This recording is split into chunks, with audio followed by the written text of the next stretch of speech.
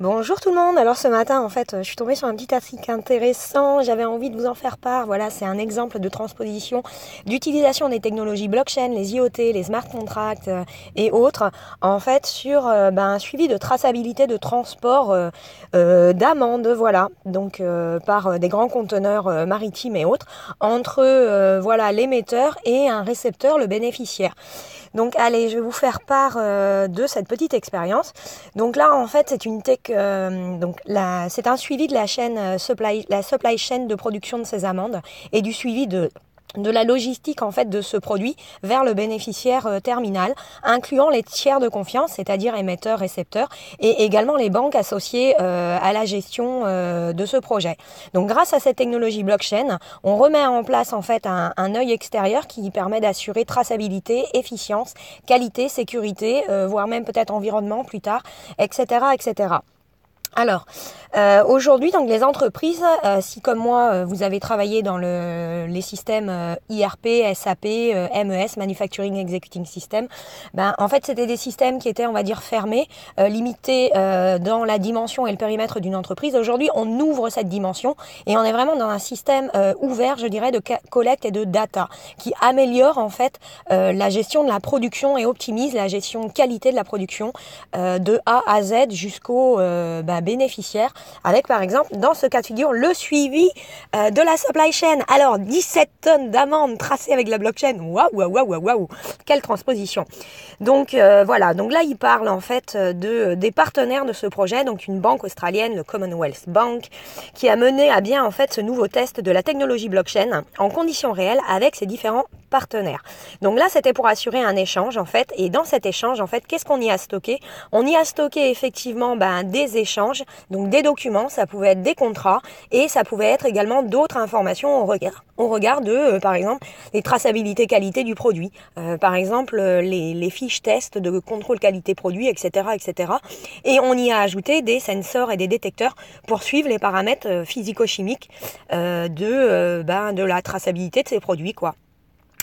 Donc c'est plutôt sympa. Donc ça s'est passé où? Le point de départ c'était l'Australie jusqu'à Hambourg comme ils disent en Allemagne. Alors je pense qu'ils veulent parler de Hambourg. J'y ai travaillé pendant de nombreuses années. Hambourg c'est plutôt pas mal. On y apprend beaucoup. Bref, donc vers Hambourg. Grâce à quoi? La techno blockchain. Très très bien. Donc il y a eu plusieurs acteurs, donc on évoque une banque voilà, qui a utilisé une technologie blockchain privée. Et donc dans cette technologie blockchain, on y a stocké beaucoup d'informations au regard de ces cargaisons. Donc c'est une collaboration, donc les informations sur les containers d'expédition et l'exécution des tâches en cours durant les livraisons ont pu être tracées grâce à cette technologie, ainsi que les documents d'expédition qui ont pu être numérisés et stockés sur une chaîne de blocs qui a été construite spécialement. Cette chaîne de blocs, elle a été construite sur le modèle d'Ethereum, la chaîne Ethereum avec Vitalik Buterin.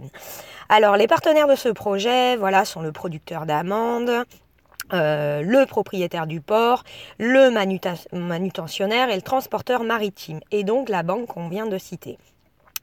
Donc en plus de cette technologie des registres et contrats intelligents, les partenaires ont pu suivre les déplacements de la cargaison depuis son point de départ jusqu'à son point d'arrivée. Hambourg en Allemagne. Là ils ont corrigé, ils ont bien mis Hambourg. Voilà. En plus de ça, ils ont équipé ces cargaisons en fait d'appareils. Donc ils parlent de 4 appareils IoT. En fait là c'est un exemple, 4 appareils. On peut en décliner à l'infini des objets connectés en fait. Des objets à Internet, on va dire, des objets connectés.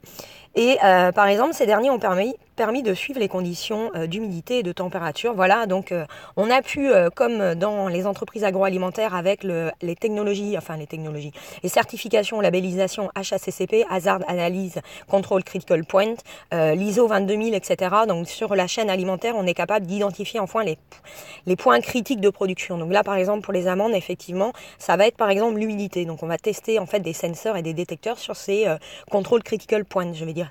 Ces points critiques de livraison. Donc ça a apporté aux partenaires une attestation, une traçabilité de conformité en fait du suivi qualité du point de départ à la livraison. Donc ce qui est plutôt pas mal. Voilà. Donc ça permet également de donner plus de transparence, comme ils disent, et puis une meilleure efficacité concernant la localisation, l'état et l'authentification des marchandises transportées. Voilà, puisque dans l'authentification des marchandises transportées, par exemple, on peut ajouter des QR codes sur le conteneur, mais également à l'intérieur du conteneur, en fait, on va pouvoir suivre, par exemple, des numéros de lot, des numéros de batch, également qui sont suivis par des QR codes spécifiques. Donc par exemple, on est capable de suivre produit par produit et peut-être même sachet par sachet, ou alors lot par lot, l'exactitude de la traçabilité, humidité et le suivi des paramètres physico-chimiques qui sont stockables dans cette blockchain. Donc ça a permis de repenser le partage d'informations dans la gestion logistique et également une optimisation par exemple des coûts également. Donc les participants, ils ont pu télécharger, accéder aux documents grâce à justement la blockchain privée d'Ethereum. Ils ont pu avoir aussi accès aux certificats d'origine ou bien d'autres documents, etc., etc. Donc ce qu'il faut comprendre aussi, c'est que si vous avez travaillé peut-être un peu comme moi dans les systèmes MES, Manufacturing Executing System, moi dans le domaine pharmaceutique à l'international, pour différentes top 20 pharma, en fait il y a un point clé dans ces automatisations de production et de mise en place en fait d'intégration de ces recettes dans les logiciels, c'est qu'on a la possibilité de paramétrer des droits d'accès, ce qui va être fait également sur blockchain très certainement. Le blockchain nous donne par exemple de donner des droits administrateurs, des droits utilisateurs, des droits observateurs. Donc vous allez pouvoir avoir accès à certains documents et par exemple certains documents cibles ne seront pas accessibles. Là par exemple un des tiers de confiance qui a été intégré dans cette blockchain, c'est par exemple une banque allemande. Cette banque par exemple avait accès à un certain nombre de documents.